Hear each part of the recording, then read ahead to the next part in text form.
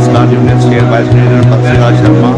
आज हमने D block panther गाँव चंपा का स्कूल है, हम इस स्कूल के अंदर आए हैं और आज जो भी बच्चों ने जो हमें बताया है या जहाँ के जो भी स्टाफ है उन्होंने भी ये बात की है कि जो ये बिल्डिंग है ये श्राइन बोर्ड ने भी बनाई थी, मगर बरसात के समय जितना भी जो पानी है ये सारा कमरों के अंदर आता है।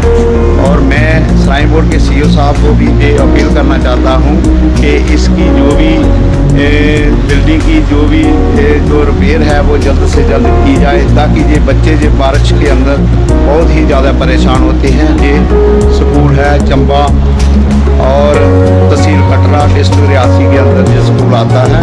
इससे मैं मेहरबानी करूँगा सीईओ श्राइन बोर्ड जी से कि ये मसला जो है वो जल्द से जल्द हल किया जाए और एक कमरा जो है वो बिल्कुल ही ज़्यादा पानी है, थोड़ी भी बारिश आ जाए जो जितना भी पानी है वो सारा अंदर ही अंदर आ जाता है। तो मेहरबानी करके ये जो हमारी समस्या है वो जल्दी से जल्दी हल की जाए ताकि ये बच्चे को कोई परेशानी ना आए। जय हिंद, जय भारत।